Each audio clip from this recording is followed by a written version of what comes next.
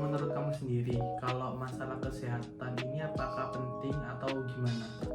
Kalau menurut saya sendiri sih kesehatan paling penting ya, karena kan kalau kita sehat dan kita kuat, kita kan bisa langsung melaksanakan kegiatan sehari kita dengan baik, dengan efektif. Misalkan kita mengerjakan tugas atau bekerja, berkendara, kita akan tetap bisa melaksanakan kegiatan tersebut dengan secara optimal dan lebih baik.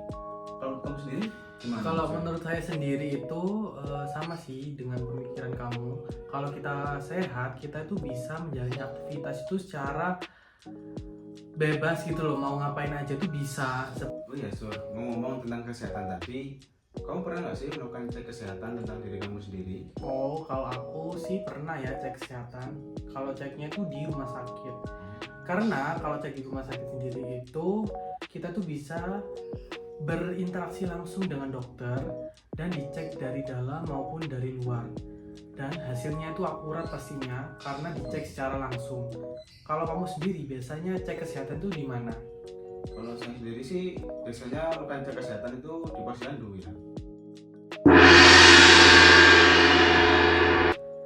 Biasanya tuh kalau sepengetahuan saya, posyandu itu sendiri fokus pada balita dan anak-anak yang terkait obat cacing maupun imunisasi. Emang kalau dewasa gitu emang bisa di posyandu? Oh tentu bisa. Kalau posyandu itu kan bukan hanya melulu tentang anak kecil maupun bayi ataupun balita, tapi bisa untuk dewasa, lansia atau remaja seperti kita. Jadi kita bisa melakukan cek kesehatan di posyandu.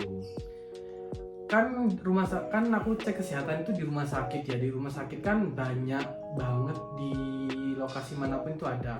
Kalau posyandu sendiri itu di mana? Kalau kebetulan saya kan tinggalkan di Kota Batu. Di Kota Batu itu di Kecamatan Batu kurang lebih ada 89 lebih posyandu yang aktif. Dan kalau saya sendiri itu tepatnya itu di Posyandu Azalea 5 di Kelurahan Ngaglik, Kota Batu. Kalau di posyandu Azalea sendiri itu apakah partisipasi masyarakat untuk cek kesehatan itu udah banyak ya? Wah, kalau sepemahamanku ya, partisipasi dari peserta posyandu itu sangat banyak, mulai dari balita, bayi, apras, kemudian dari usia produktif, dewasa, dan hingga lansia. Oh, berarti partisipasi masyarakat terkait posyandu di Azalea 5 itu banyak ya, dari anak kecil sampai orang dewasa dan lansia. Oh banyak ya. Ini kemarin aku udah dapat datanya dari pihak posyandunya itu ya. Untuk rata-rata murid yang datang itu dari balita itu ada jumlahnya ada 14 balita dengan kehadiran 12 balita. Kemudian untuk apras atau anak usia di bawah remaja itu ada 4 anak dengan kehadiran itu semua hadir. Terus ada remaja dengan total itu ada 55 remaja dengan kehadiran 18 remaja. Kemudian untuk usia produktif itu ada 180 orang dengan kehadiran 30 orang. Dan yang terakhir itu ada lansia. Kalau lansia sendiri itu ada jumlah ada 86 orang dengan kehadiran 11 lansia. Oh, berarti emang banyak ya. A few moments later. Nah, gimana? Seru nggak? Jadi kan kamu lebih tahu bagaimana itu posyandu dan apa itu posyandu.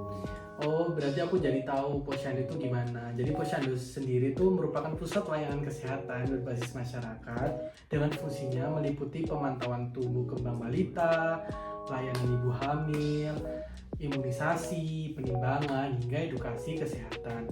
Dan keberhasilan posyandu itu sangat bergantung pada partisipasi masyarakat serta dukungan kader.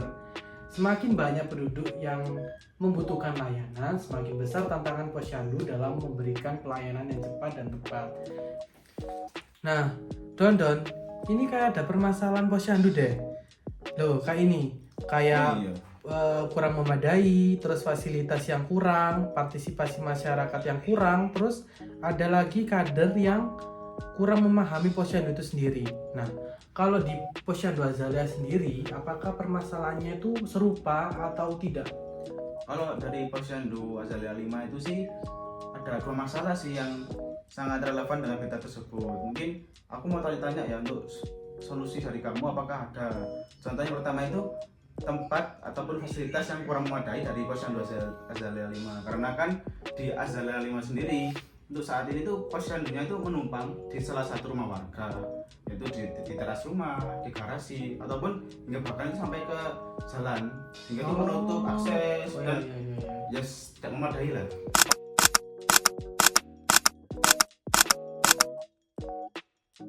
Apakah kamu ada solusinya nggak, Sur? Kalau dari aku, solusinya itu seperti pengajuan pembangunan pada balai RW bekerja sama dengan sekolah atau musola, memanfaatkan CSR, perusahaan atau menggunakan tenda posyandu yang portable. Nah, solusi ini tuh bisa menangani kasus yang fasilitas kurang memadai, tempat juga gitu. Oh iya, betul sih.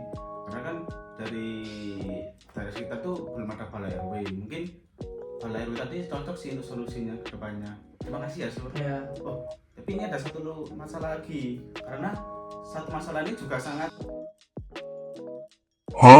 kenapa ya? Sangat itu saya keselkan dari aku sendiri itu kayak bingung. Kenapa kok tidak bisa terselesaikan dengan baik? Itu peralatannya, Sur. Karena kan dari data tadi banyak kan jumlah pesertanya, tapi peralatannya itu sangat terbatas dan sangat minim. Kamu tahu nggak sih solusi dari peralatan tersebut yang terbatas itu seperti apa?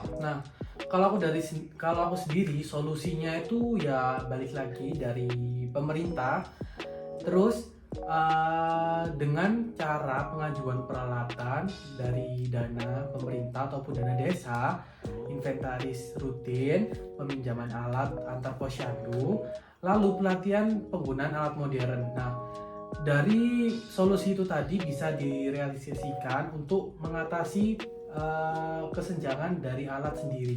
Oh iya, betul sih. Soalnya kan peralatan yang kurang, kemudian ke proses. Jadi dari semua permasalahan yang ada di Azalea 5 dan solusi dari kamu, jadi kondisi faktor sosial dan jumlah masyarakat itu sangat tergantung ya dengan jalannya posyandu itu tadi. Nah, betul. Maka dari itu solusi yang diberikan harus disesuaikan dengan kebutuhan nyata yang ada di masyarakat agar posyandu bisa terlaksana dengan baik, seperti itu. Terima kasih ya, Sur. Ya.